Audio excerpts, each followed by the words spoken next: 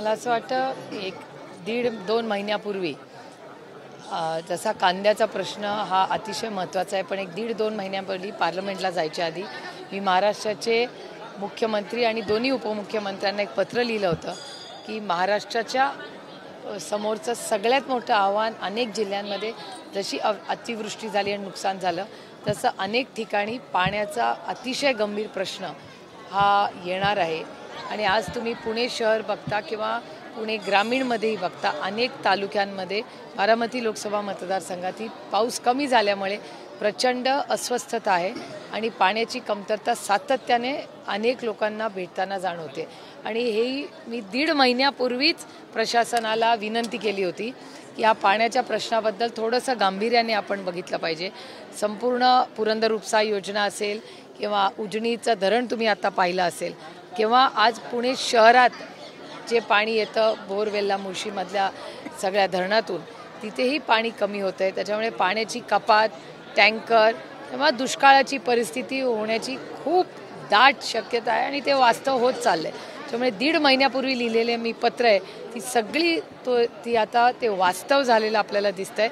त्याच्यामुळे माझी प्रशासनाला हात जोडून विनंती आहे की महाराष्ट्राच्या माननीय मुख्यमंत्री आणि उपमुख्यमंत्र्यांनी दोघांनी ज्या ज्या ठिकाणी पाण्याची कमतरता आहे तिथे तातडीने मीटिंग घ्याव्या, राजकारण थोडा वेळ बाजूला ठेवावं आणि ह्याच्यात जातीने लक्ष घालण्याची गरज आहे। मुख्यमंत्र्यांसह आता उपमुख्यमंत्री दौरे करणार आहेत, पुढच्या महिन्यामध्ये दौऱ्याला सुरुवात करणार आहे, पुढच्या महिन्यामध्ये मराठवाड्यापासून सुरुवात करतील। चांगली लोकशाही हो, प्रत्येकाने दौरे करायचा नाही करायचा किंवा करायचा तो त्यांचा वैयक्तिक अधिकार आहे। विशेष यामध्ये जर आपण पाहिलं तर मुख्यमंत्री हे शिरूर लोकसभेपासूनच या दौऱ्याची सुरुवात करणार आहे, तिथेच पहिल्या सभा घेताना अतिथी देवो भव आमच्यावर जे संस्कार झालेले आहेत हे भारतीय आणि मराठी संस्कार आहेत। जे जे पाहुणे येतात त्यांचं स्वागतच केलं पाहिजे हे आम्हाला शिकवलेलं आहे। पंतप्रधान मोदी म्हणतात की भारतामध्ये आता आघाडी सरकारची गरज नाही, भाजप हा पहिल्यापासूनचा पक्ष आहे, त्यामुळं आघाडी सरकारची गरज नाही आता देशात। तर तो त्यांचा अंतर्गत प्रश्न आहे ना, त्यांच्या मित्रपक्षांनी त्याचा विचार करावा। आम्ही कशाला दुसऱ्याच्या घरात डोकावू? आम्ही सगळ्यांना एकत्र घेऊन जाणारी लोक आहोत। जागा वाटपाबाबत फॉर्म्युला ठरलाय का काय? कारण काल एक बैठक झाली महाविहारची आणि त्यामध्ये साहेबांनी जी काही जागा मागितल्या सगळ्या राष्ट्रवादीची ज्या काही आहेत त्यानंतर काय त्या जागा वाटपाबाबत काय चर्चा झाली? नाही, माझी नाही, पवार साहेबांची काय चर्चा झाली त्याच्यामुळे मला माहिती पण नाही। खरं तर मतदारसंघातच गडबड झाली तर देशाचं नेतृत्व कसं करणार असं कुठं सुधीर मुनगंटीवार तुमच्यावरती हल्ला बोलताना, कारण 10 महिने पुढे 10 महिने नाही हो, मी लोकसभा लढणार, विधानसभेसाठी राज्याचा दौरा करणार ना। त्यांचं म्हणणं असं आलं की मतदारसंघातच तुम्हाला गडबड वाटत असल्यामुळं तुम्ही कुठेतरी आमच्यासाठी लोकशाही आहे, त्याच्यामुळे त्यांना मन मोकळं करायचा अधिकार आहे। शेवटी ते विरोधात आहे, ते काही कौतुक थोडी करणार आहेत आमचं। सगळे काही भारतीय जनता पक्षात गडकरी साहेबांसारखे दिलदार नसतात।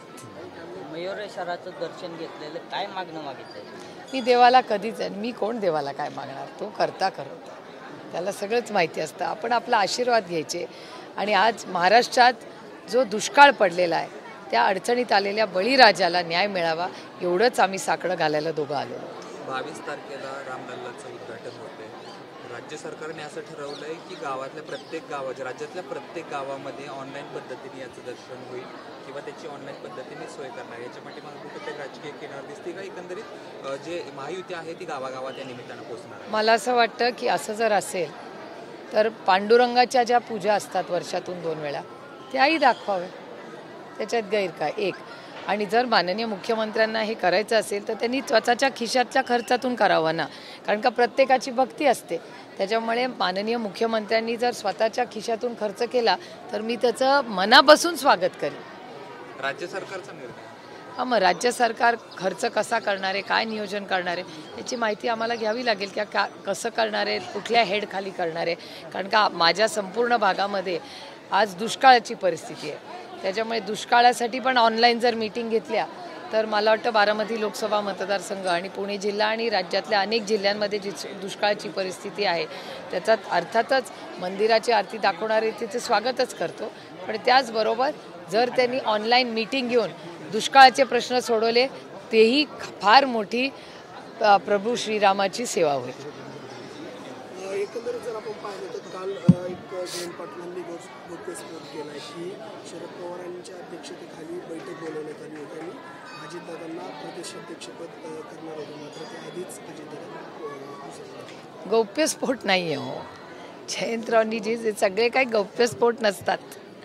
काही गोष्टी लोक कधी कधी बोलतात, तेव्हा ती जयंतरावांनी जी गोष्ट सांगितली आहे ती खरी आहे. नक्की काय ते बैठक नाही जयंतराव बोललेत ना त्याच्यावर, अजून वेगळं मला काही बोलायची गरज वाटत नाही.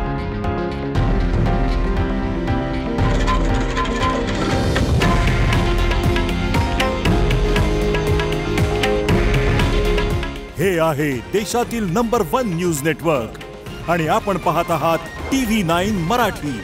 काळजी तुमची, हित महाराष्ट्राचं.